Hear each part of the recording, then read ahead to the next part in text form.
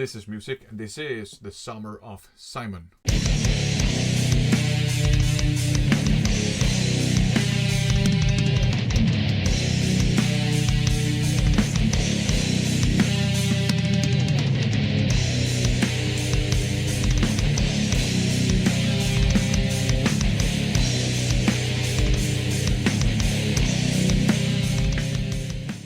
Welcome to the Summer of Simon, or the Winter of Wang, depending on whether you are on the northern or the southern hemisphere.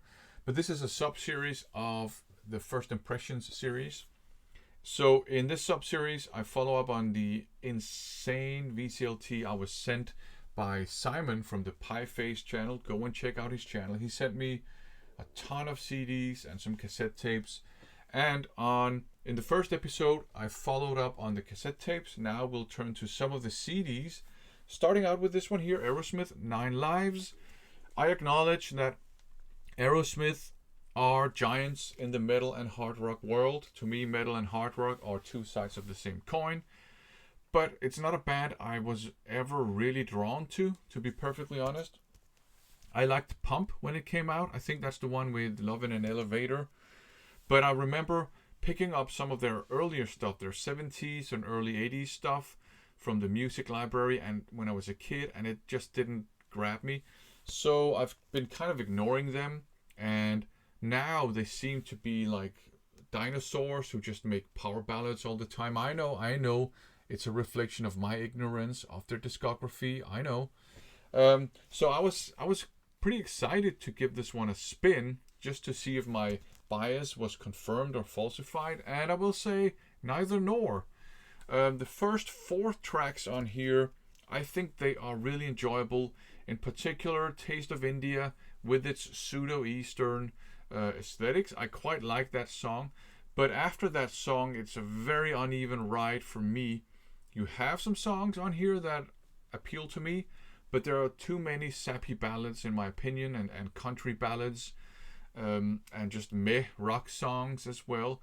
But there are some songs that I quite like. For example, I really enjoy Crash, which is a bit of a punk rock song. I also like The Farm. That was kind of an interesting experience. I started out hating it. By the time the song was over, it had won me over and I enjoyed it. So that was interesting. You do have I Don't Want to Miss a Thing on here, which I don't like. Never liked it.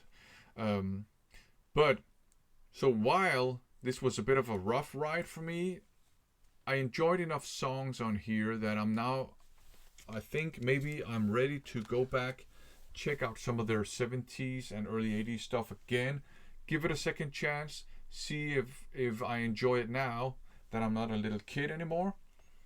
Anyhow, up next, Arch Enemy, Rise of the Tyrant. Giants of melodic death metal, I think that's fair enough to say. Melodeath is a genre that I kind of grew tired of in the late 2000s probably, because to me it had become watered down, and what came out at the time was not as interesting to me as the early stuff, like Hard Work by Carcass and At the Gates, Slaughter of the Soul and all that stuff.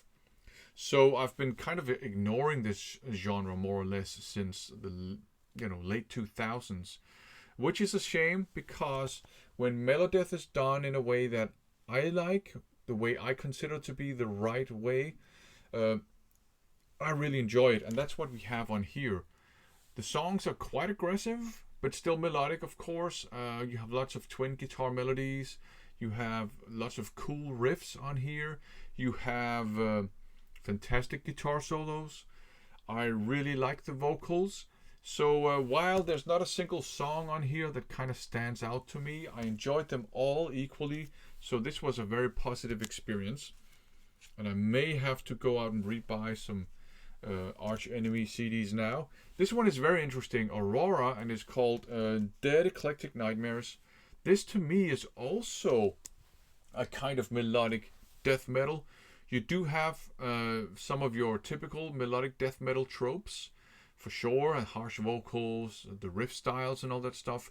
But then there's also a kind of a death and roll feel to this. Some of the guitar solos are more like rock solos. Some of the riffs are also kind of like more like classic rock riffs or hard rock riffs even. Um, Intertwined with your more Melodeath styled elements. So I quite enjoyed this. This was a very, very interesting listen. Very original melodic death metal. I'm fine with obviously artists changing Melodeath and exploring it and experimenting with it. When the result is something that's not watered down to me, and that's what you have here. This was really interesting.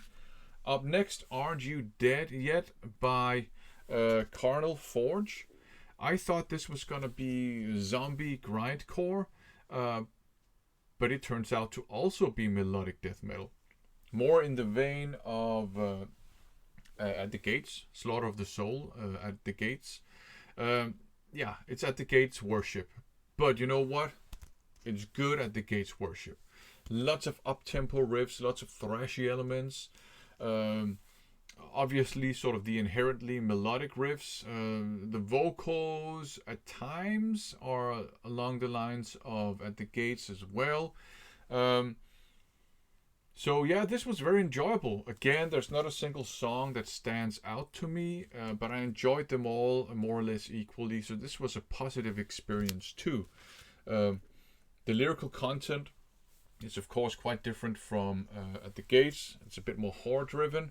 Now to something completely different. Heart of Stone by Cher. So yeah, Simon sent me this one, and yeah, it's not bad music per se, but a lot of the song, there are a lot of ballads on here, and too many ballads for my taste. But there are some songs I enjoy actually. There's of course If I Could Turn Back Time, which I think is it's not a bad song. I enjoy it when it's on the radio, and now I have it on CD. So I enjoy it whenever I listen to it. It's kind of a quasi ballad. I quite like You Wouldn't Know Love. It's an AOR song. I think at least it's produced by Michael Bolton, maybe written by him too. I didn't look into that. But that's an AOR song. It's more towards the poppy side and not the hard rocky side of AOR, but I quite liked it. There's also Emotional Fire, which is good fun. It's a Desmond Child song, so it sounds like all his other songs. So I get like a Bon Jovi vibe, and I get a Trash, Hey Stupid era Alice Cooper vibe from that song. And there's a couple of other songs on here that are a bit more rocky that I quite like. But yeah, lots of ballads with the occasional rock song that I enjoy. Cher, great vocalist. She has a great voice. There's no denying that. And that in itself actually makes the entire album more enjoyable than it would have been had it been someone else singing, if you know what I mean. But yeah, so this was an interesting listen, and it's pretty cool to have in my collection. Now something completely different. The Dillinger Escape Plan, Calculating Infinity, Mathcore. The music comes across very, very chaotic. You got odd time signatures. You have dissonant chords. You have very few riffs that are repeated a whole lot. And you have the occasional kind of mellow, jazzy section thrown in just for good fun, I think. So musically, it's a challenging listen, but very interesting. Quite enjoy the musical side of this, but the vocals are fucking annoying. You're kind of just screaming throughout the entire album, vocals, and I get it. It was part of the scene at the time, screamo and whatever it was called back then. But the vocals are just too annoying in the long run to me, and it's a shame because they do detract from the overall listening experience. I think it would have been more interesting with a more, shall we say, diverse arsenal of different types of harsh singing, maybe some growling, some screaming, some screeching. That would be interesting. Or maybe clean vocals throughout the entire thing. I can imagine like soaring prog metal vocals would have been very interesting on top of this. Or maybe just that mixed in with some harsh vocals. Bit of a shame. Musically, very interesting. Vocally, very annoying. Up next, we have this one here, Divine Heresy, Bleed the Fifth. this is a bit of a mixed bag to me as well. It comes across as, standard 2000s modern metal. You have some Melodeath elements here, which are pretty cool, actually. You have some grindcore elements, which are pretty cool too. And some kind of, 2000s thrash metal too, back when thrash metal started coming back, and it had this very modern, very, some people say very clinical production. So that's pretty cool too. But you also have your metalcore elements, especially in the vocals. That's a bit grating, to be perfectly honest. You have some metalcore style breakdown things every now and then, a little bit of almost deathcore as well, and that those aspects don't really appeal that much to me. So a bit of a mixed bag. I liked some of it, and some of it I didn't like, and that's simply because the mid to throughout the 2000s, basically, the metal scene at the time had a little bit too much teen angst back then, for my taste, and seeing that I'm not in that age range anymore, it's a bit grating to me. But yeah, overall, pretty good, but I liked some of it more than some of it, and some of it I didn't like, if you know what I mean. So yeah, middle of the road, that's not too bad. Here is the highlight of the bunch today: Dream Unending, tasty death doom, heavy, melancholic, sad, but without being emo sad, if you know what I mean. And if you like emo music, power to you, that's great. It's just not something that appeals to me. Nothing wrong with people that like emo, you know what I mean? But it's not emo, it's what I'm trying to say. It's death doom. You got your slow riffs. Some of it is a bit drony. You have clean guitars, sometimes clean guitars on top of distorted guitars. It's quite lush. It's not your barren style of death doom. It's quite lush, but not quite My Dying Bride lush, if you know what I mean. But very interesting musical journey, harsh vocals, great songs, great compositions. All of this is good. I really enjoyed this one. This is one I will revisit, that is for sure. Dream Unending, great stuff. Now we have this one here, Brecher, by Drek Sau. So I wasn't quite sure what this was, other than being German music. But this to me is, I wouldn't call it death metal. I wouldn't call it doom metal. I wouldn't call it hardcore. I wouldn't call it sludge metal. But it has elements from all of those genres anyhow. Semi-harsh vocals, not growled, but think Roots era, Max Cavalera, that style. Some pretty cool riffs. Quite heavy, but not sludgy. Quite, shall we say, I wouldn't say aggressive, but has a bit of an attitude, but not hardcore. You know what I mean? I really liked a lot of the riffs on here, that's for sure. But it wasn't really something that really grabbed me completely. I think it's pretty cool that they sing in German, though.